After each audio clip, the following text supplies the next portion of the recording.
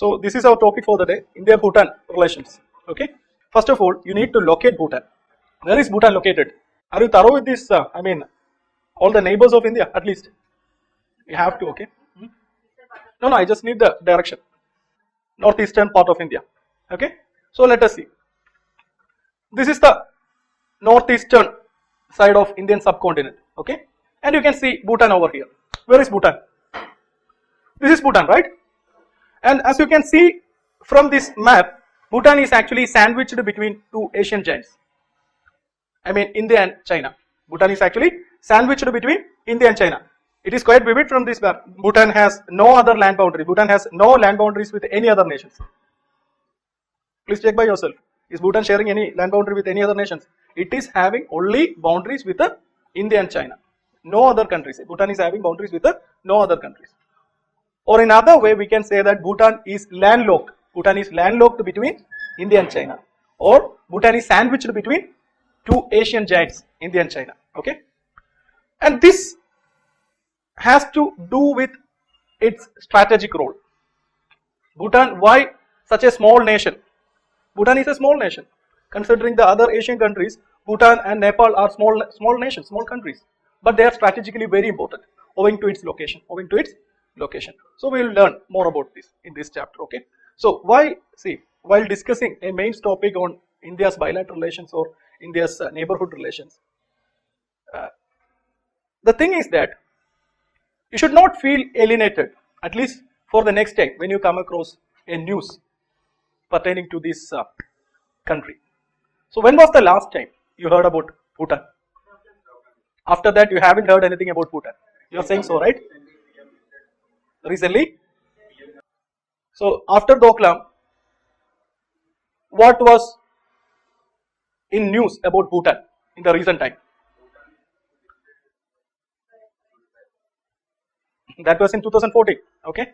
Doklam issue happened after 2000. Last year only Doklam issue happened.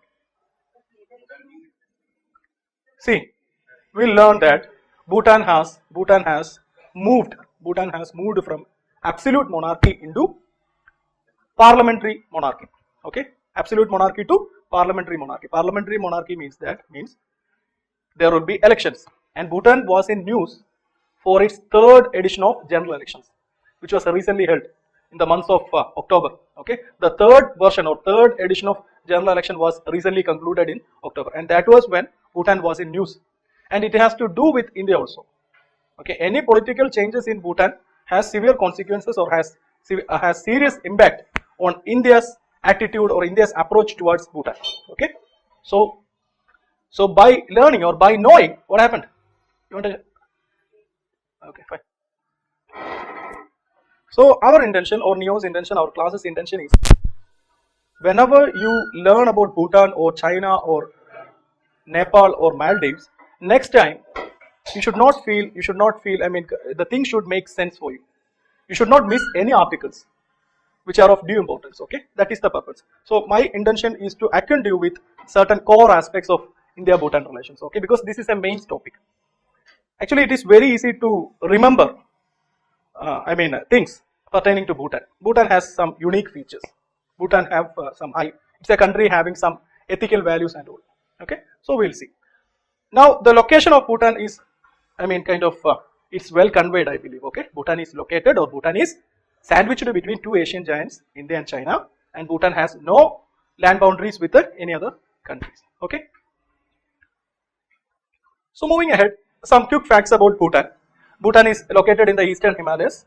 Okay, as you have seen in the map, it's a landlocked country, and it has a rich and distinctive culture. Okay, it has a rich and distinctive culture.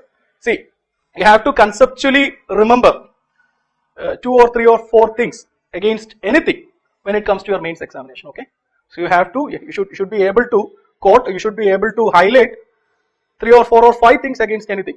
If any question, you have to critically evaluate or you have to analyze a thing. That is the intention of a mains question, right?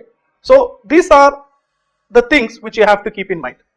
So whenever Bhutan comes across you, the first thing that should come to your mind is that Bhutan is very particular about preserving its distinctive culture and heritage. Bhutan doesn't want to mix up its culture. Bhutan is very cautious about having an external front, a foreign relation. Okay, so its culture, its distinctive culture, and its intention, or and its its deliberate efforts to maintain its culture, keep this point as a core concept about Bhutan. Okay, because this has to explain a lot of things. When we come across many agreements, Bhutan has deliberately moved out of some agreements owing to the very reason that it may affect the cultural heritage of Bhutan. It may mix up the gene pool of Bhutan, or it may compromise the ecological sustainability or ecology, environment of Bhutan. It may inflict pollution to Bhutan. Okay, so Bhutan is a nation. See, you may fall in love with this country when you get to know more about this nation, Bhutan. You may be surprised to know that such a country is still prevailing in this in our times, because they have some unique features. They are love towards nature. They are love towards their culture. Okay, actually, that all aspects I will cover in the coming slides. It will be quite vivid. Okay, and see the size of Bhutan. It is a small country, 38,400 kilometers square. You can compare it with the state of Kerala. Okay, so Kerala is almost of this size, 38,000 square kilometer, and Bhutan is again a small country having a land area of 38,400 kilometers square. Okay, this is the general map of Bhutan. Okay, so Bhutan's northern boundaries, northern boundaries with China. Okay, and Bhutan is having some western boundary also with China. This area is of due strategic importance, as some of you have said about Doklam issue, and then the Doklam, Chumbi Valley, and all those areas. Okay, those areas falling under this narrow land area. Okay, so this is of due importance when it comes to India-Bhutan relation or India-China relation. This area is of due importance. Okay, this is it's a tri-junction actually. Okay, so we'll see what happened, what was the issue, and how would that have affected India's strategic interests, and why did India intervene in China's road building in Bhutan.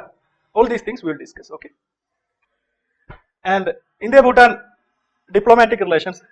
As you know, normally when it comes to international relations, which is the most toughest relation, neighborhood relations are the most toughest relation, right? Be it Saudi-Iran, be it Palestine-Israel, or be it India-Pakistan, they are the toughest of the relations, right? But India-Bhutan relation is actually an exception, in the sense that we are having an exemplary relationship with India and Bhutan, amidst the fact that Bhutan is very cautious about having an external front. Okay, so in that basic principle, Bhutan is having a fundamental basic principle of preserving its culture. Okay, so amidst that condition also, India managed to have an exemplary relationship with Bhutan. So that is why this India-Bhutan relation acquires due importance. Can follow? So actually, this is 2018, right? This year, 2018 marked 50 years of India's diplomatic relation with Bhutan. So you can trace it back to 1968, right? So 2018 marked 50 years means it started in 1968. So that is how 2018 became 50 years of India-Bhutan bilateral relations. Are you getting me? But actually, it is technically correct.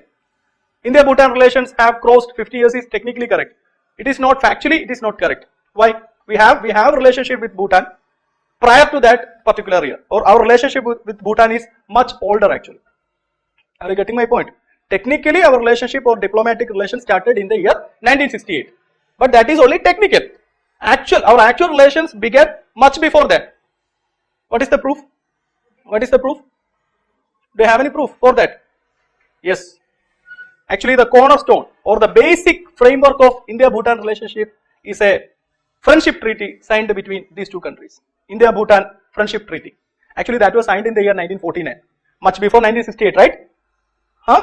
And during the 1950s, there were high-level political exchanges happened between India and Bhutan. Political exchanges means the delegates or officials from India visiting Bhutan, and Bhutanese delegates and officials visiting India. This is what is referred to as political exchanges. When it comes to international relations, the term or the terminology, political exchange refers to the high-level visits. Okay. So these two things happened prior to this 1968. What all? The basic framework of India's bilateral relations, that is the India-Bhutan friendship treaty, as well as many of the high-level political exchanges. These two incidents have already started happening prior to this 1968. Then why we have chosen 1968 as the year to mark the opening of India-Bhutan bilateral relations, because it is on that year only we have appointed a dedicated, exclusive residential diplomat in Bhutan. Okay, prior to that, India-Bhutan relations were handled by a political, assigned for Sikkim. Okay, before 1968, India's relationship with Bhutan was taken care of by a political officer appointed for Sikkim. Okay, and it was only in 1968 a dedicated diplomat, a residential diplomat was appointed in Bhutan, and that is why we have taken officially our relations has started from 1968 onwards. Okay, and Bhutan is considering or regarding India as its natural ally. Why? Why Bhutan is considering India as its natural ally? That term has due significance. The term is natural. Okay, natural ally. Then you stiff ആയിട്ടിരിക്കുന്നു വേണ്ട. Okay, നിങ്ങൾ കുറച്ചുകൂടെ free ആയിട്ടിരുന്നോ, കുഴപ്പമൊന്നുമില്ല. What does that term imply? Natural ally. What does that mean? Natural ally means what? I would say these are the areas where the aspirant in you should rise and think. Okay, you should think why it is mentioned or why it is often regarded as India as Bhutan's natural ally, or Bhutan is regarding India as its natural ally. So we need to come up with the reasons. We need to come up with some factual, valid arguments, right? Because it is these valid arguments we have to furnish in our mains answer paper.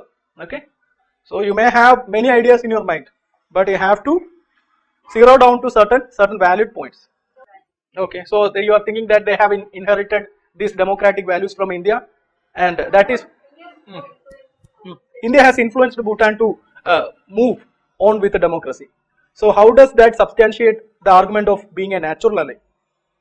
See, we can consider two valid points. We can consider two valid points for this particular argument. One is a geographical reason and one is a religious reason. The geographical reason, it can be easily explained with the help of that map. Even though Bhutan is opening to China, Bhutan is having land boundaries with China. It's having a vast land boundary with China, right? But those areas are hard terrains. They are not that accessible. Or simply we can say that Bhutan is opening to China, opening to Tibet part of China, to a very hard terrain, a mountainous terrain. In that sense, the accessibility, the natural accessibility of Bhutan to China is actually curbed or arrested. Okay, so geographically Bhutan is not considering China as not a natural ally. Why? Because their terrain is hard to access. Chinese terrain are hard to access. While Bhutan is opening, when it comes to Indian side, Bhutan is opening to the vast plains of Assam and West Bengal. Okay, so that is one geographical argument you can furnish against the so-called natural relationship between India and Bhutan. Bhutan is opening to the vast plains of India, while Bhutan is opening to the otherwise hard terrains of China. So that makes India a natural ally in one sense. And what might be the religious reason? Religious reason. Bhutan is predominantly a Buddhist nation.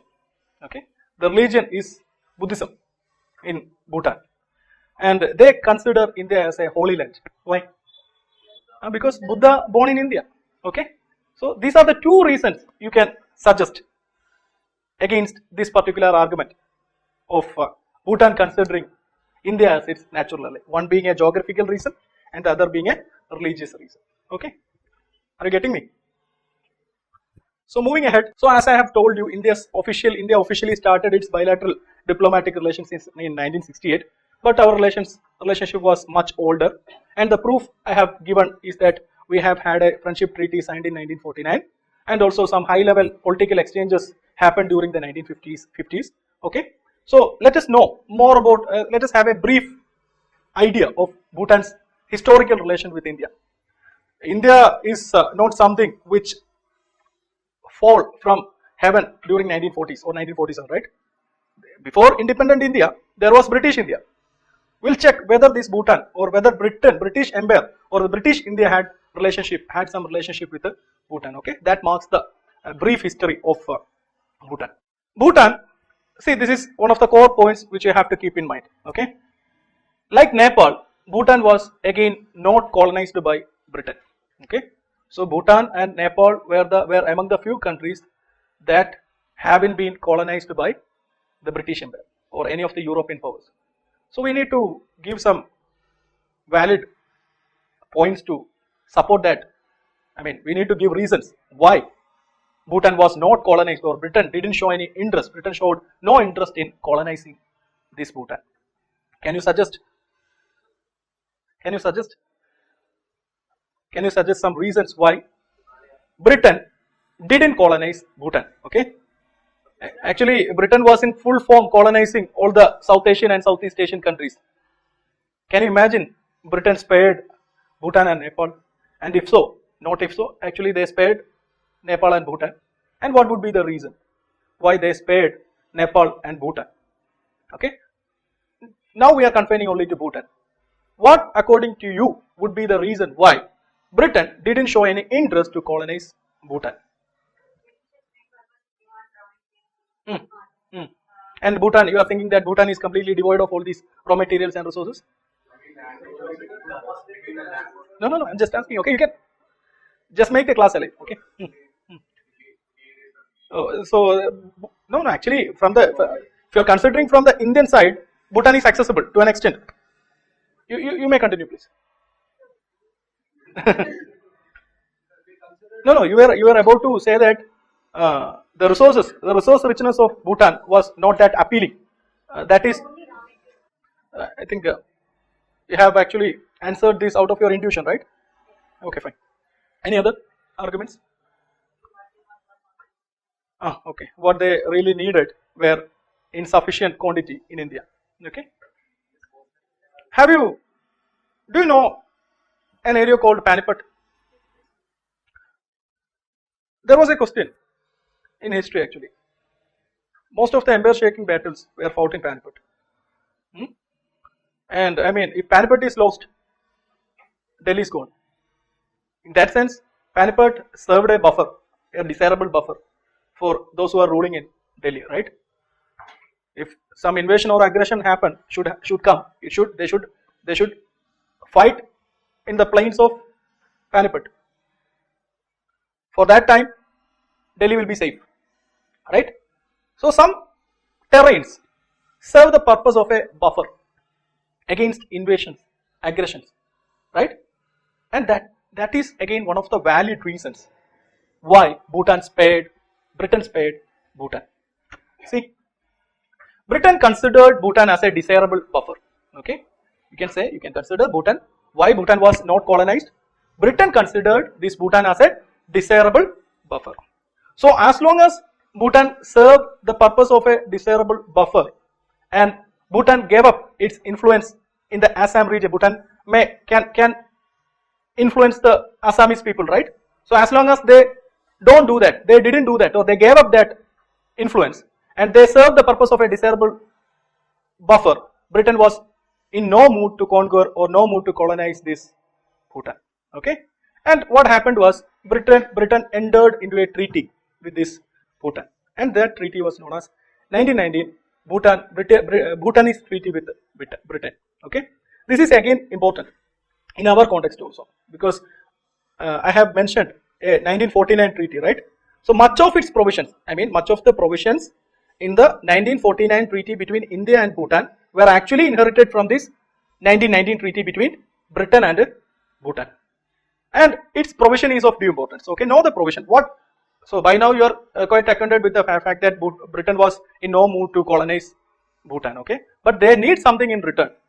That is well mentioned here. Okay, Bhutan, under this treaty of 1919 treaty between Britain and Bhutan, Britain managed to have this treaty signed with Bhutan, and under this treaty it was explicitly mentioned or saying that Bhutan agreed to be guided by Britain in its foreign policies, and in return Britain agreed not to interfere in Bhutan's internal affairs. Okay, so it's a kind of give and take. The treaty is all about a give and take.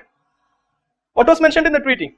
Britain won't interfere in Bhutan's internal affairs.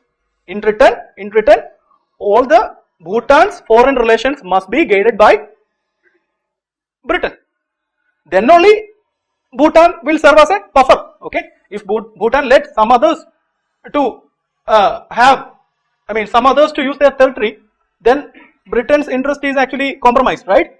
So that is why Britain made sure that all its foreign policies, all their foreign policies would be guided by them.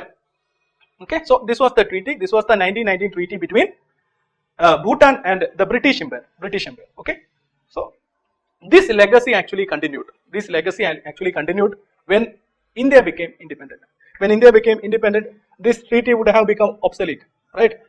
Why? Because Britain had gone. Britain has moved out of India. Britain has given away freedom to India and they have left India. So this treaty became obsolete. So our then Prime Minister Jawaharlal Nehru, the first Prime Minister of India, often regarded as an internationalist, right? He was very decisive or very, kind of crucial during the Cold War time by, taking due support from other prominent leaders like this Egypt's premier. What was his name? Okay, then Ghana's Kwame Nkrumah. Okay, and he, amidst the capitalist and the socialist regimes, he built a non-alignment movement. Okay, he come up with a NAM association. Okay, and NAM actually demanded the newly freed, those countries who were colonized and acquired independence during that time. He actually,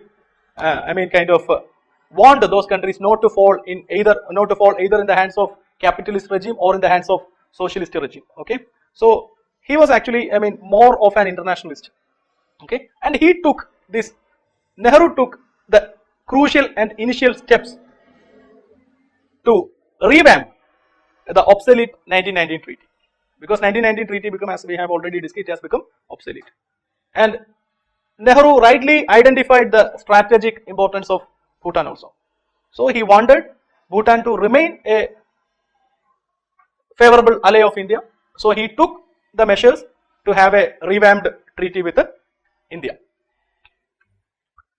So Nehru's role was so decisive in realizing the treaty, often regarded as the basic framework. This new treaty signed between India and Bhutan is often regarded as the basic framework of India-Bhutan bilateral relations. And in that treaty, Article 2 is of due importance. Article 2 is saying that it is actually, the provisions are simply inherited from the British treaty with the Bhutan. Okay, it is again saying that Bhutan's foreign policy will be guided by India, while India ensures non-interference in Bhutan's internal affairs. Okay, so Article 2, we can assume that, or we can believe that it has simply been inherited from the erstwhile 1919 treaty between British Empire and Bhutan. Okay, I have given such a heading: Bhutan a cautious opening. Why would I given such an option, such a heading for this module? Cautious opening. I have told you clearly. Okay, you have to, whenever Bhutan comes to your topic, Bhutan comes to your discussion, you have to keep in mind certain core points about Bhutan. One of the points which we have already discussed, Bhutan is very particular in maintaining its distinctive culture and heritage. Okay, that is why, even though it was with India, after British Empire had gone, they trusted British Empire. Because why did they trust Britain? Because they were well aware of the fact that British Empire was so mighty. Okay, and they wouldn't breach the contract. Okay, and to an extent, being in such a treaty with Britain would help them meet the other, kind of challenges. Okay, so once British Empire or Britain is gone, they again became very cautious. Even though India being a land of Buddha, their holy leader, and they have more geographical access to India, still they didn't simply give away, or they didn't simply fall in line with a treaty. Okay, rather they had a very cautious opening. Okay, cautious opening in the sense that the then king, actually the Bhutanese king, were known after Druk Gyalpo. That is their ceremonial name, Druk Gyalpo. Okay, Druk Gyalpo in English means Dragon King. Okay, so during 1949, when this treaty was signed, the Druk Gyalpo was the second Druk Gyalpo. His name is Jigme Wangchuk. Okay, he sent a team of delegates to discuss on this new treaty, and they were having a dinner with Jawaharlal Nehru in his residence, And while negotiating the new treaty, while negotiating for the new treaty, actually Jawaharlal Nehru gave them a shocker in the sense that they were here for negotiating the erstwhile obsolete treaty, but Nehru asked something else. What did he ask? He told them Bhutan has now two options. It can either join the Indian Union or it can have an alliance with India by giving away defense, communications and external relations to India to deal with. Okay, this was the offer actually Jawaharlal Nehru put forward. But the Bhutanese delegation stood firm in their decision to uphold security and protecting Bhutan's sovereignty, and eventually this 1949 treaty come into existence. Okay, but as the heading suggests, it was again a very cautious opening. Even though Bhutan is opening to the vast plains of Assam and Bengal, the terrain remained inaccessible owing to the absence of infrastructure. There were no roads, no bridges. Okay, so all these factors actually prevented. Even though the treaty was signed, prevented the full-fledged political exchanges and other exchanges between India and Bhutan. Okay. And in 1949, the treaty was signed between Drew Gyalpo and the first Governor General of India, C. Rajagopalachari. And it was in 1950 actually Bhutan started thinking of having a serious relationship with India. Why? Because the Chinese army raided the Tibetan area, or Chinese army showed its presence in Tibet since 1950. And during that time, Nehru made it very clear that Himalaya is the security frontier of India.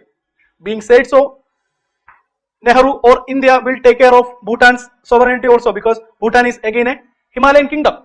That actually given some confidence in Bhutanese administration's mindset, that actually added to the confidence of Bhutanese kingdom, Bhutanese higher administration. And then slowly and gradually they started building kind of political exchanges and other forms of dealings with India. Okay, so this was a gradual start. This was a rather a cautious start, cautious beginning. And in 1915, this point you have to keep in mind. Okay, in 1950, India started the tradition of inviting a foreign country nation's head to attend India's Republic Day parade as chief guest. Okay, this year actually India invited American President Donald Trump to attend the Republic Day parade, but he has actually reportedly turned down the request. Okay, so India started this tradition during 1950. Since 1950, India is having a tradition of inviting a nation's head to attend India's Republic Day parade as chief guest. And India had chosen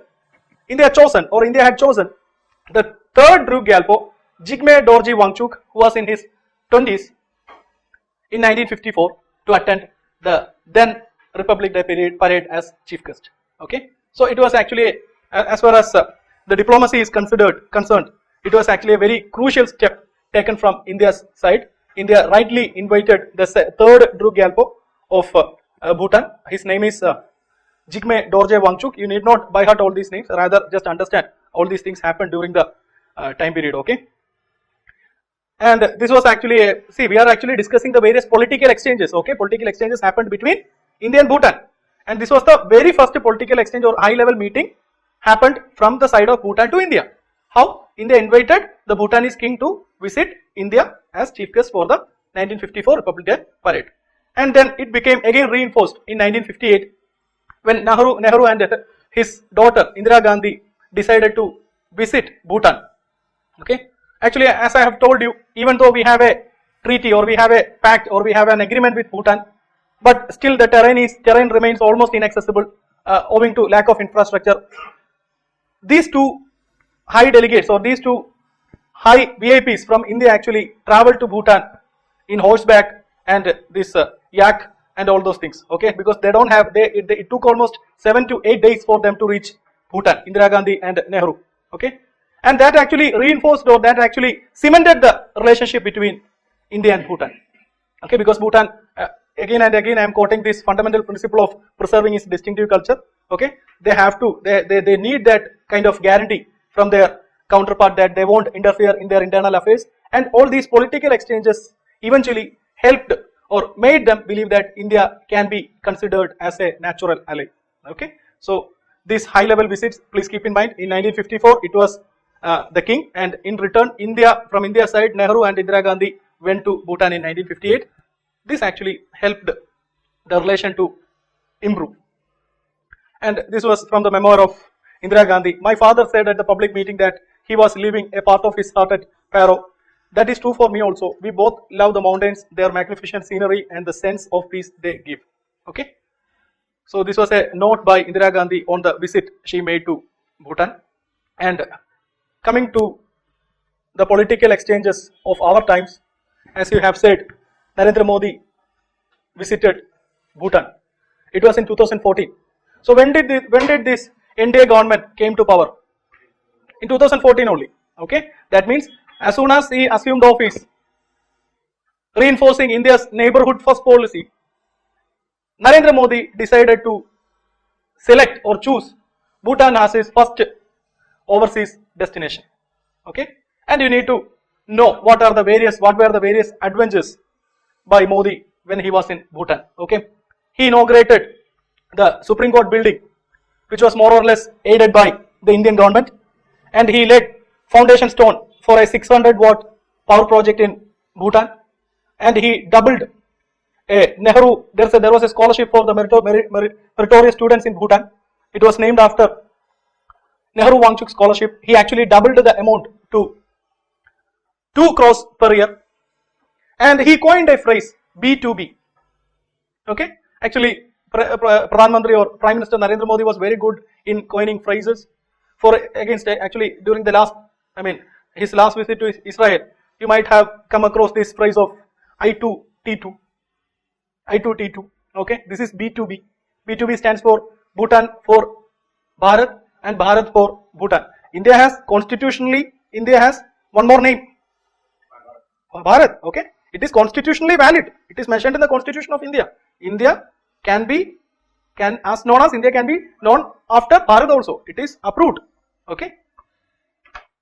So this was his saying, Bharat for Bhutan and Bhutan for Bharat. The color of our passports may be different, but our thinking is the same. India stands committed to Bhutan's happiness and progress. Okay. These were very calculated words actually.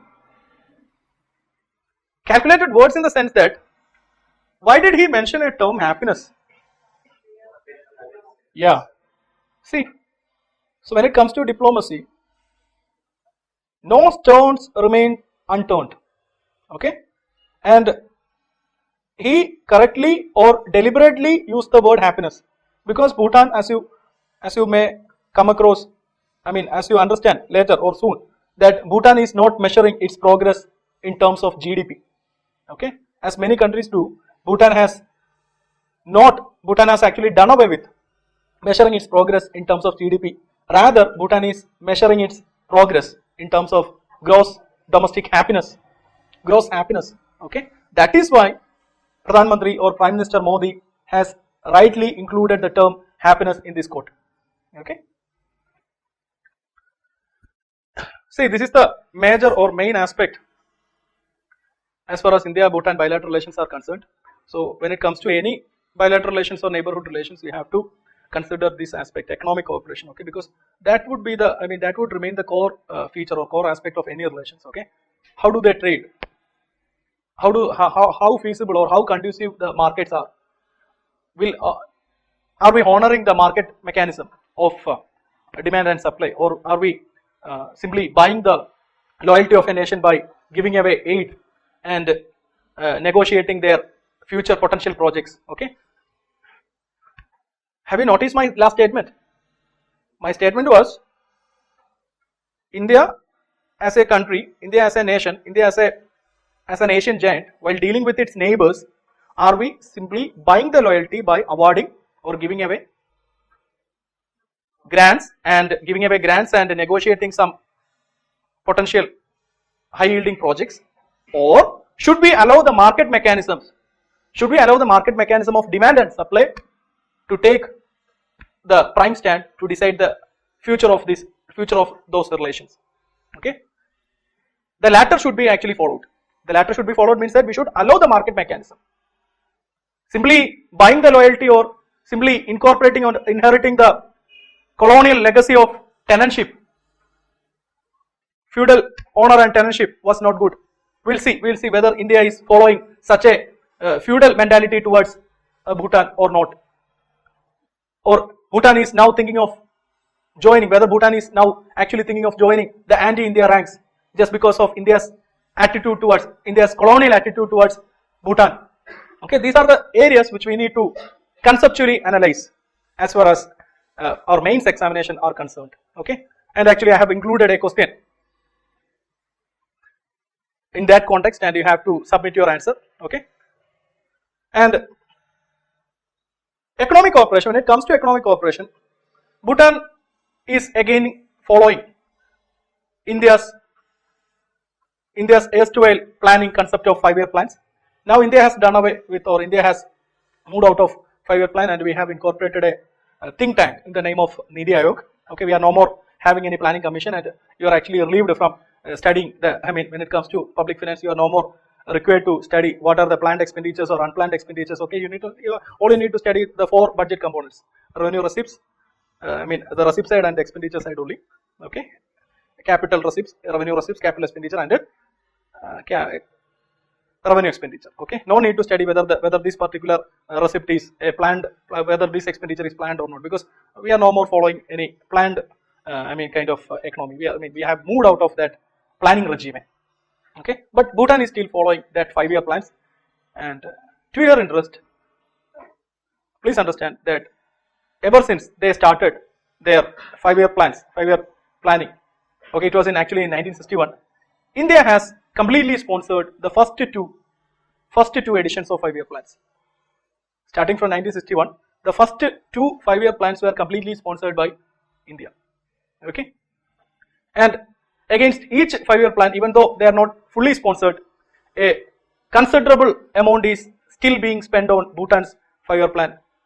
To your information, the ongoing 5-year plan, which is the 13th 5-year plan, I guess, and not 13th, the 11th, I guess, 11th 5-year plan, which is about to wind up in the year 2018. India has contributed to the tune of rupees 4,500 crore. The total budgeted expenditure is around 20,000 crore, and out of that, India has contributed almost 4,500 crores to the to the ongoing 5-year plan of Bhutan. Okay, so India is giving away a lot of funds to Bhutan. Okay, and when it comes to bilateral trade, India is Bhutan's largest trading partner. Imports from India accounts for more than 79% of its total imports. Okay, so Bhutan's majority of imports are from India, and it accounts for more than 79% of the total imports. And what is the item? What are the items? If you ask, they are mostly finished vehicles. And when it comes to exports to India accounts 90.3%, and the item is mainly hydroelectric power. Okay, just keep in mind these are just statistical figures. Just understand that India is the major trading partner, and India's imports accounts for more than 79%, and exports to India account for more than 90%. Okay, and Bhutan and India is having a pact signed in 1972, which is known as India-Bhutan Trade and Transit Agreement. What is the agreement? Trade and Transit Agreement. This agreement has actually allowed Bhutan to mitigate or bypass the shortcoming or bypass the limitation of being a landlocked country. Okay. See, in 1958 also, even in 1958, even the Prime Minister of India and his daughter went on horseback to Bhutan. That means their infrastructure and their facilities were largely compromised. Okay, and what helped them to overcome these shortcomings or being a landlocked country is that this agreement. So that is why this agreement acquires due significance. Okay, the agreement is Trade and Transit Agreement. Okay, Trade and Transit Agreement means that this agreement would have facilitated trade as well as transit. How did this facilitate trade? By giving a free trade regime, zero tariff regime. Okay, just like India is having all the intra trade. Okay, inside India there is no extra tariff, there is no import duty, right? So similarly, while trading with Bhutan, India is not levying any import duty on the items which has been exporting from India to Bhutan. So such a free trade regime pertaining to majority of items have been come into existence by signing this treaty or signing this pact. So this pact is of due importance. So by now we have come across two important treaties, which are the one is the original 1949 treaty, and then that's the Friendship Treaty, that is commonly known as the Friendship Treaty. It is the basic framework of India-Bhutan bilateral relationship. Then the second treaty is Trade and Transit Agreement. How did that work out? That actually against this Trade and Transit Agreement, you have to keep in mind that this is the valid argument you should keep in mind. This Trade and Transit Agreement helped Bhutan to mitigate or bypass the shortcoming or limitation of being a landlocked country. Okay. How? By giving away a free trade regime and by giving aids and infrastructure to build a good conduit between, good connectivity between India and Bhutan. And this is a concern as far as bilateral trade is concerned. Okay, the figures are quite good, but there is a concern. The concern is trade deficit. Have been taught balance of payment? Not yet. Okay, balance of payment is the systematic record of all external transactions. All the external receipts and expenditures are taken note of under balance of payment. If you check the balance of payment of Bhutan, they are having trade deficit. They are having trade deficit. What is deficit? How can you distinguish? How can you define the condition called a deficit? Take a note. Whenever expenditure exceeds receipt, deficit will happen. So what is surplus? Whenever receipt exceeds expenditure, that is surplus. What is Bhutan having? Bhutan is having trade deficit. Bhutan is having trade deficit with almost all of its trading partners. That means trade means import and export. Trade pertains to what? Import and export. See, you learn more about this balance of payment under your economy modules. Okay, external sector. There you will come across two accounts: current account and capital account. Current account is actually dealing with the trade, export and import. There is one more account under this, balance of payment, which is capital account. There you have to consider the borrowing and investment. Okay, that has nothing to do with the import and export. Import and export is pertaining only to the current account. So under the current account, Bhutan is having current account deficit, or simply we can say that Bhutan is having trade deficit. And what is the reason for this trade deficit? Okay, it is explained here. In 2016, Bhutan's trade deficit was rupees 3,200 crores. That means that Bhutan doesn't have money to channelize, doesn't have enough foreign currency to channelize components worth rupees 3,200 crores. And 90% of this deficit was with India. 90% of this deficit was with India. It is actually in contradiction with the previous statistics. They are having 90.3% of export to India. Still they are facing a huge gap when it comes to bilateral trade with India. They are having 90%. They are having trade deficit to the tune of 3,200 crores, and almost 90% of that amount should be given to India. Why such a condition happens?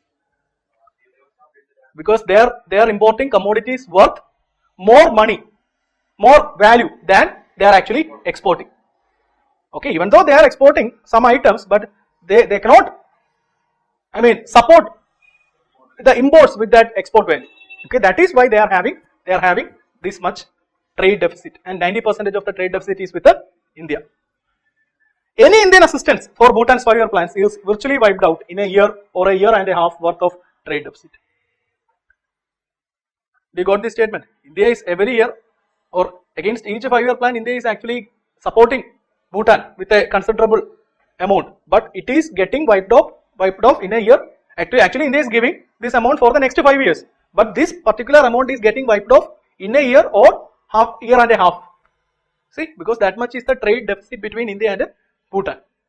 Selling hydropower to India and contributing in its economic growth has long been held as the main salvation to Bhutan's economic boost. Okay, you might have noticed that Modi laid foundation stone for a new hydroelectric power project. Okay, and that was not new as far as India's interest in Bhutan is considered. Why?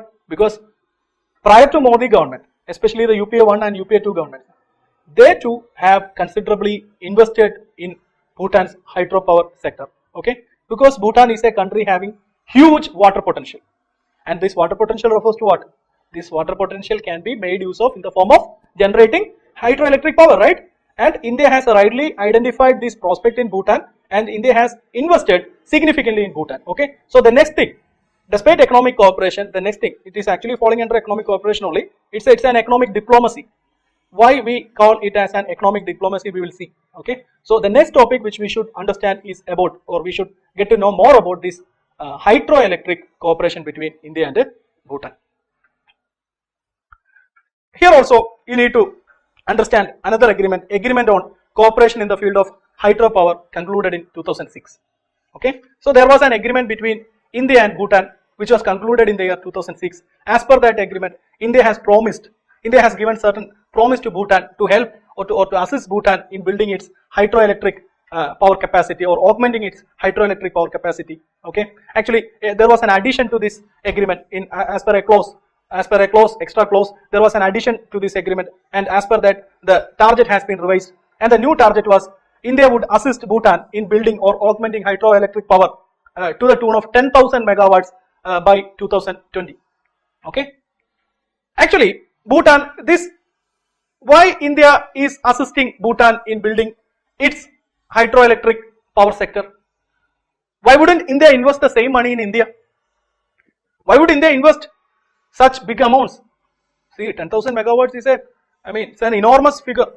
If that is made possible, Bhutan would become self-sufficient.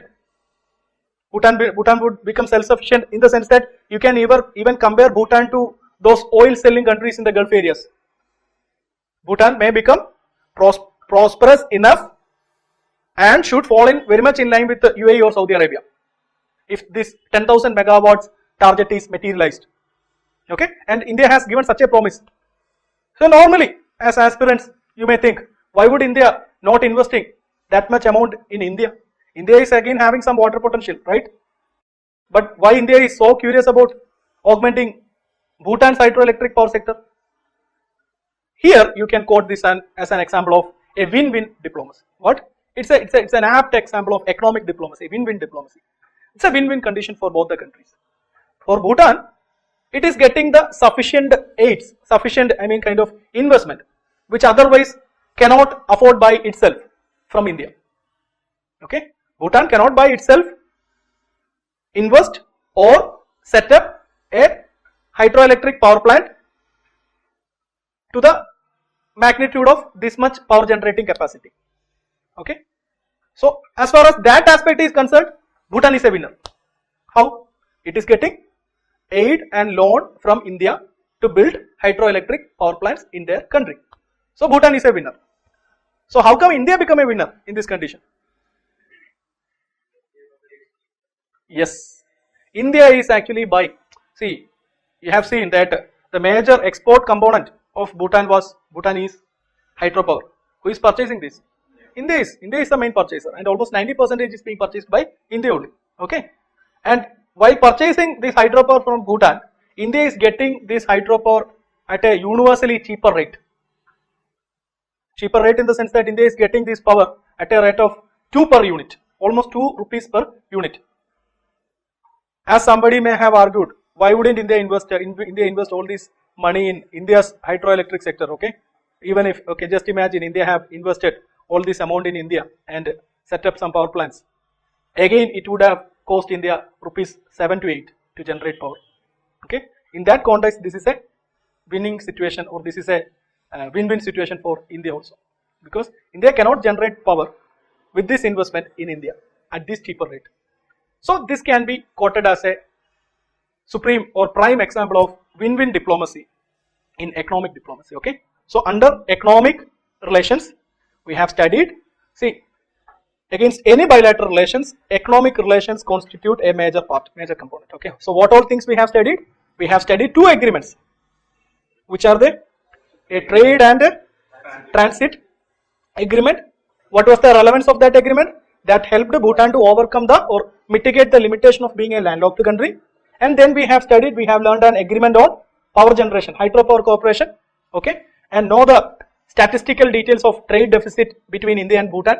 Bhutan is still having a deficit with India, okay, and Bhutan's hydropower sector is largely supported by India, and I will share some articles, okay, that articles will update you or that will help you. See, now I am setting just the, I'm setting the premise for you to, when you come across a new article on Bhutan, as I have already told you, you may not feel alienated to read those articles, okay. Now the premise is almost set and you can read any articles with much ease, okay. So already some articles have been shared in our group. You might not have read those articles. Today I have already segregated all those 9 to 12 articles I will share with you, okay. Read those 12 articles. There you will come across the fact that in 2009, against a clause, added clause on that agreement on hydropower cooperation, we have upgraded the target to 10,000 megawatts by 2020, okay. But what happened was, since the target was upgraded, earlier, 3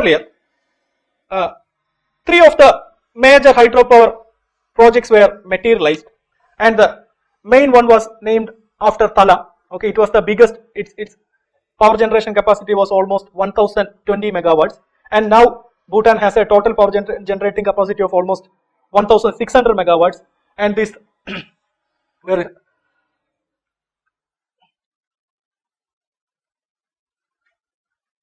Chuka, Kuruchu, Thala, these are the major hydroelectric power plants, okay. All these were already materialized or commissioned, and now they have a power generating capacity of almost 1600 megawatts, and out of that Thala is the biggest, okay. Just remember the name Thala. Thala has a power generating capacity of almost 1020 megawatts, and now India has promised them that India would assist them with the further aids to build or augment their power generating capacity to 10,000 megawatts, okay.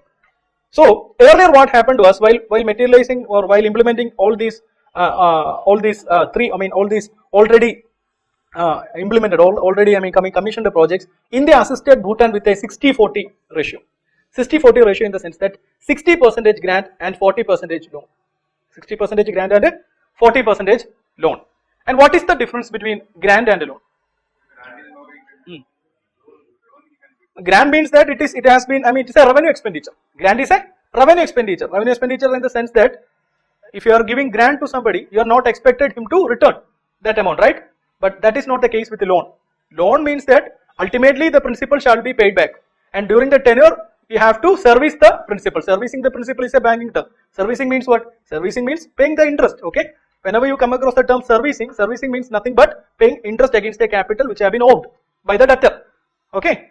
So loan is such. Loan means that the amount shall be repaid with interest. But grant is it has been granted with no interest, and you are not supposed to pay it back, okay? So 60% of the amount was in the form of grant, and 40% was loan, and that too soft loan. What is the difference between soft loan and hard loan? Soft loan and hard loan. Hard loan, as the name suggests, it has stringent conditions.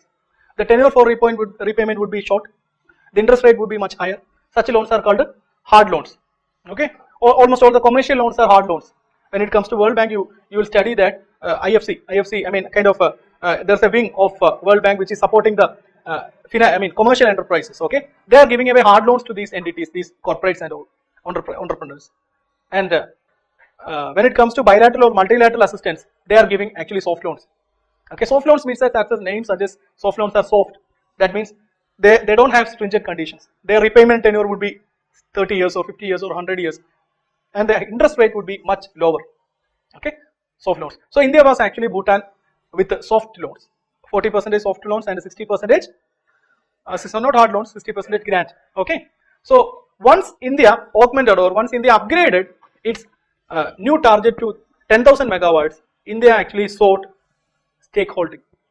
Stakeholding means that India wanted shares, okay, and they reversed, citing economic inconveniences and citing the global meltdown, global crisis and all those things. India has reversed the granting pattern to 40-60, 40% grant and 60% loan, okay. All these things happened after 2008.